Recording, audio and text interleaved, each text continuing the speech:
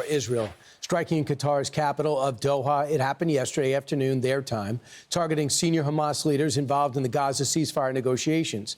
President Trump says he was, quote, very unhappy about this as the deadly attack complicates a push to stop the war, but he understands why they did it. Eradicating Hamas is everyone's goal. Alex Hogan joins us live from London with the latest. Alex. Hi, Brian. So Israel hit the headquarters of Hamas's political leadership in Doha. That is the capital of Qatar. Hamas says this attack right here that you see on your screen, this killed 5 of its members, including the son of top negotiator Khalil al-Hayya. Hamas says that its top leadership survived. One member of the Qatari security forces was also killed. Qatar, which has been a mediator throughout the war, condemned the strike on its soil, calling it an act of state terrorism and a blatant violation of international law. President Donald Trump says while eliminating members of Hamas is a worthy goal, he warned that bombing Qatar, a sovereign nation and a close ally of the U.S., does not advance Israel or America's goals. I'm not thrilled about the whole situation. It's not a good situation. But I will say this, we want the hostages back, but we are not thrilled about the way that went down today. Very unhappy about every aspect. So we are continuing to monitor some of the fallout after this strike in Doha. The European Union says it's going to put bilateral support to Israel on pause. We also know there's going to be a United Nations Security Council meeting today. That will take place at 3 p.m. Eastern time in New York. And President Donald Trump says he's expecting to give a full statement on all of this later today. Brian. All right. Thanks so much, Alex. Let's bring in Qatar's foreign minister spokesperson, Majed Al Ansari. Thanks so much for joining us. Appreciate it, Doctor. What happens today with the talks that were scheduled for yesterday afternoon? Thank you, Brian. I'm very happy to be with you again. Let me tell you very clearly, President Trump had a plan on the table. He wanted us to convey that plan to Hamas, and this is exactly the meeting that Prime Minister Netanyahu decided in this rogue state behavior to attack in a sovereign state like Qatar. The attack came at a time when the Hamas members were discussing Trump's proposal, and it sends a very clear message to the partners of the U.S., the allies of the U.S., and to those who are negotiating with other parties that they are not safe even when they are discussing the plans for peace. Doctor, did you condemn the attacks on the bus station that killed 7 innocent people who had the audacity to wait for mass transportation? I think, Brian, when our country's sovereignty was attacked by a state actor like Israel, our main concern right now is with our own national security, our own sovereignty, and the blatant attack on our sovereignty taken by a state that is a member of the European Union. Of the international community. But that group has had 2 years to negotiate after an attack on October 7th that you never condemned, to get their hostages out, innocent people starving to death. October. Your information is incorrect. Okay, October. Okay, so you have 20 people alive under the 7th of October attacks.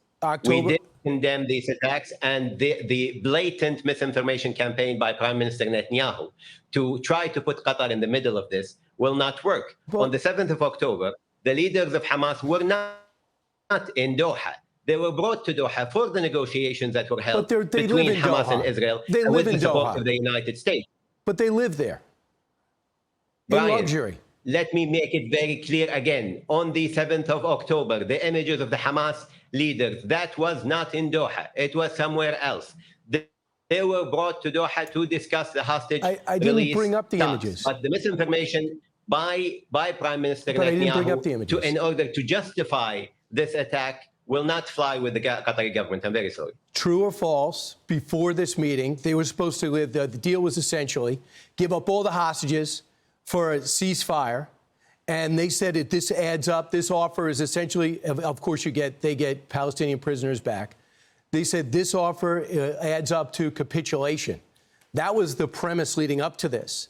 And if you think that the relation between the bombing at the bus station hours before, which had to be green-lighted or at least okayed, certainly not condemned, by those people taking part in the negotiations, how do you expect Israel to take that? How do you expect Qatar to take an attack on its sovereignty at a time when the meetings were in place under the supervision of the United States and Trump administration, with Envoy Witkoff, engaged fully with our Prime Minister to make sure that the ideas that were presented by President Trump were put on the table. At that time, the meeting itself, according to the Israelis, was the target of the attack. How does that make us feel about the partnership with the United States over dealing with this issue? President Trump made it very clear. He wants this war over. He wants peace, and he is working very closely with us on it. But obviously, Prime Minister Netanyahu does not want peace, does not want the U.S. to create peace in the region, and wants to create more chaos in the region and beyond. You really think the offer of Hamas being able to leave, the releasing the hostages, is not something the Prime Minister wants? Yes, and this is why he attacked every time there was a peace that was going to come across the corner. We've seen this happen at every interval of these talks. Wherever we get close to a deal, there is sabotage by Prime Minister Netanyahu to make sure that we are back to square one. Right. It doesn't sound like you're a mediator there. It sounds like you're taking Hamas's side. Doctor, thanks so much for your time. Well, when one of the parties decides to attack our sovereignty in a residential neighborhood where my countrymen, the residents of Qatar, live in schools and nurseries right next door, believe me, it's very difficult to maintain a very calm voice speaking to you. One side drops flyers in order to save civilians, the other targets civilians, and we saw that October 7th. Thank you very much. Well, I can assure you, no flyers were dropped on Doha at the time when they were attacking a residential neighborhood. Hamas is the target, not Qatar.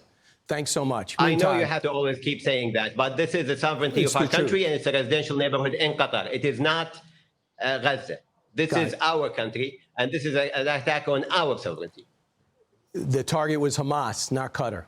Thanks so much. Taking on South American cartels.